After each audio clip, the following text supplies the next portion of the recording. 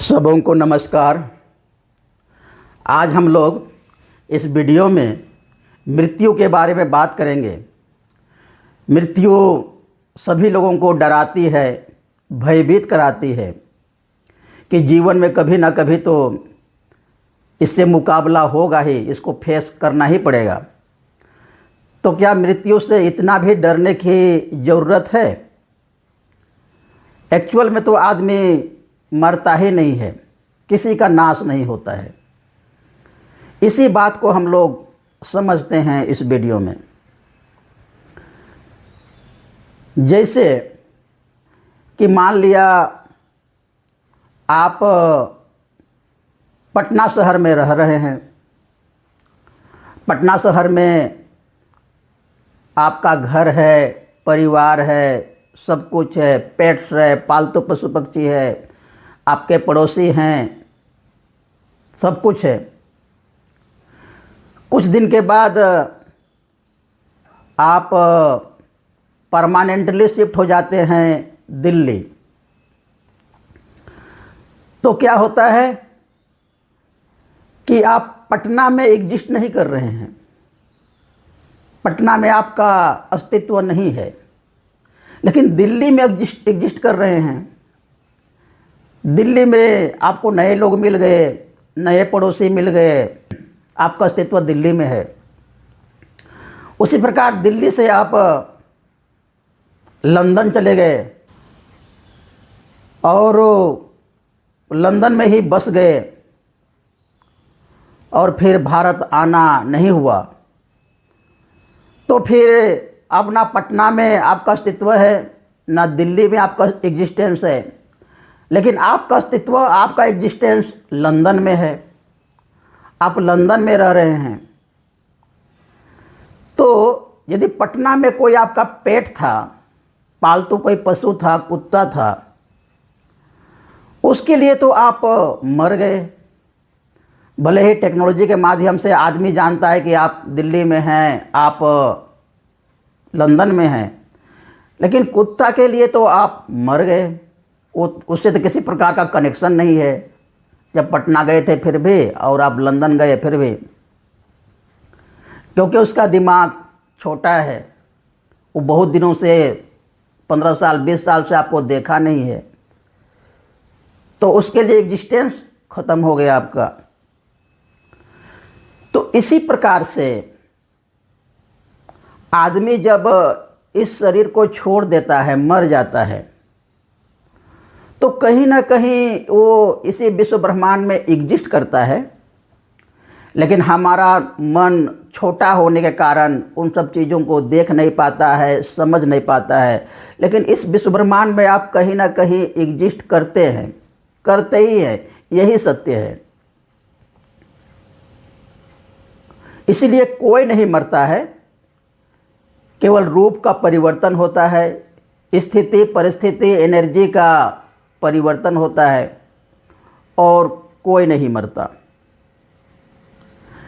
इस बात को और समझने के लिए दर्शन का सहारा लेते हैं, आनंद मार्ग दर्शन का। आनंद मार्ग दर्शन में प्रकृति और पुरुष दो बात कही गई है। इस पूरे विश्व ब्रह्मांड में दो ही चीज़ है, पुरुष और प्रकृति, दूसरी कोई चीज़ है ही नहीं। और आनंद मार्ग दर्शन में दोनों को अनंत कहा गया है, दोनों को इनफाइनाइट कहा गया है। दोनों का अस्तित्व हमेशा से ही है, किसी का नाश नहीं होता। तो फिर नाश की बात कहाँ है, मृत्यु की बात कहाँ है? कुल रूप परिवर्तन की बात है। यहाँ तक कहा गया आनंद मार्ग दर्शन में कि दोनों के बिना अस्तित्व ही संभव नहीं है। पुरुष भी विपत्ति में पड़ जाएगा प्रकृति के बिना, और प्रकृति का भी अस्तित्व विपत्ति में पड़ जाएगा। इसलिए दोनों का स्वभाव ही अनंत है। और गीता में श्री कृष्ण भगवान तो जोर जोर से बोलते हैं कि कोई नहीं मरता है, आत्मा तो ना कभी मरती है, ना कभी जन्म लेती है। उसको आग भी जला नहीं सकती, उसको पवन भी सुखा नहीं सकती, उसको शस्त्रों से मारा नहीं जा सकता, उसको कुछ भी नहीं किया जा सकता, इसलिए मरने की बात ही नहीं है। और कहा गया है कि मृत्यु तो बस एक कपड़ा बदलने जैसा है। तो इसलिए मृत्यु से उतना भी भयभीत होने का ज़रूरत नहीं है। और गीता में श्री कृष्ण भगवान अर्जुन को बताते हैं कि तुम्हारा बहुत बार जन्म हो चुका है, लेकिन तुम भूल गए हो सब कुछ को, और हमको सब कुछ पता है। मैं साफ साफ देख सकता हूँ कि इस विश्व ब्रह्मांड में तुम कहाँ कहाँ पर क्या क्या तुम्हारा जन्म हुआ। तो इसलिए कृष्ण भगवान भी कहते हैं, बाबा श्री श्री आनंद मूर्ति जी भी इसी बात को कहते हैं। अपने शिष्यों को बहुत बार वो बोले कि आत्मा कभी मरती नहीं है, और जी तुम्हारा और हमारा संबंध युगों युगों का है। तुम उन सबको भूल गए हो, लेकिन मैं भूला नहीं हूँ, और इसीलिए मृत्यु से डरने की बात नहीं है। और जो आध्यात्मिकता के चरम शिखर पर पहुँच गए, जो उन्होंने आत्मा की अनुभूति कर ली, उनका भी यही कहना है कि मृत्यु नाम की कोई चीज़ नहीं है। मृत्यु तो बिल्कुल एक उत्सव का दिन होता है। सब कुछ को इस जीवन का भूल जाने का, छोड़ देने का, हल्का हो जाने का दिन होता है, और एक नए जीवन का शुरुआत करने का दिन होता है।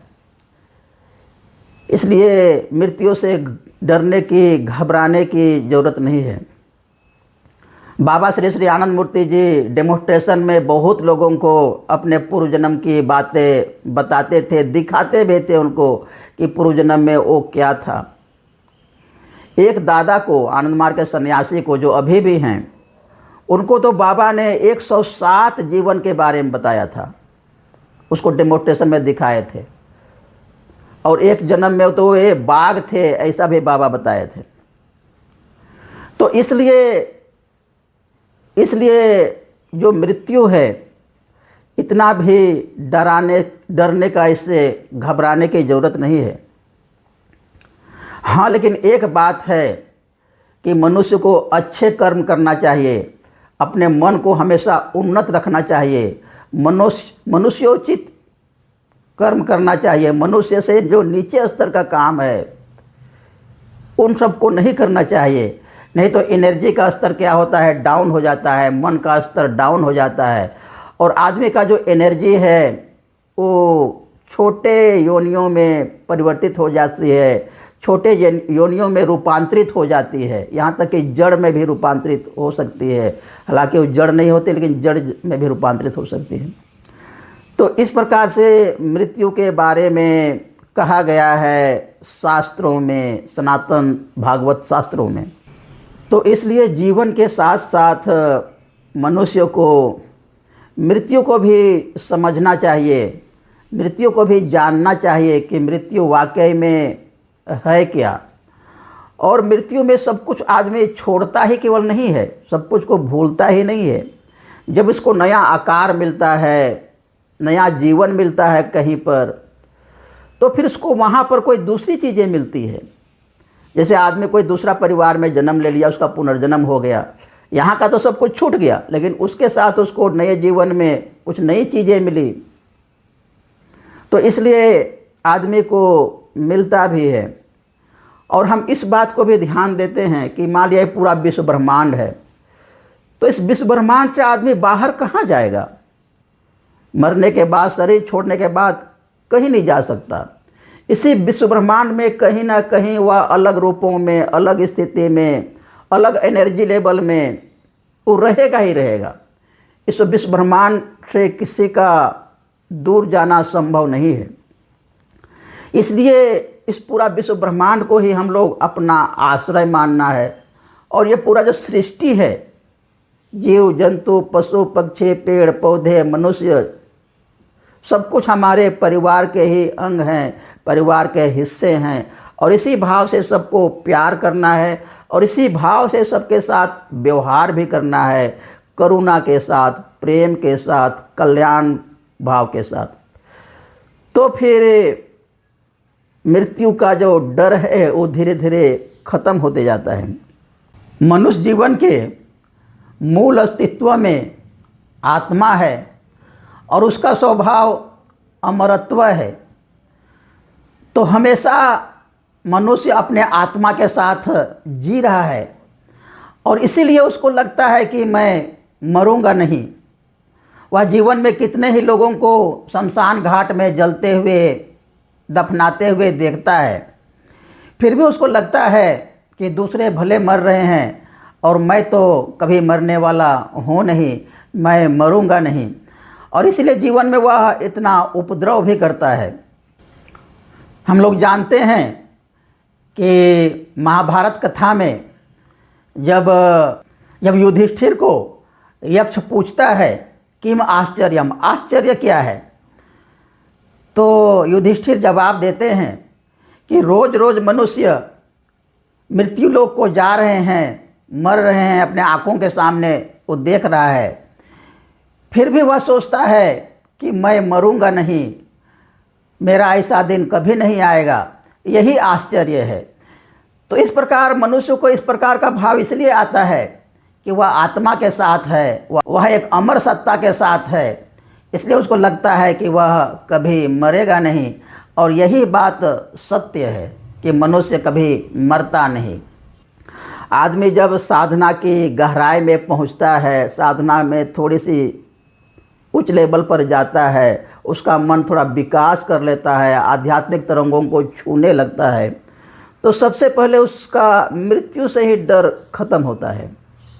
उसको लगने लगता है कि ये पूरा विश्व ब्रह्मांड है, यही मेरा निवास स्थान है और ये पूरा ब्रह्म स्वरूप है। हम हमेशा परमात्मा की गोद में ही हैं, जीवन में भी और मरण में भी हमेशा ही परमात्मा की गोद है, क्योंकि ये पूरा विश्व ब्रह्मांड ही परमात्मा का गोद है।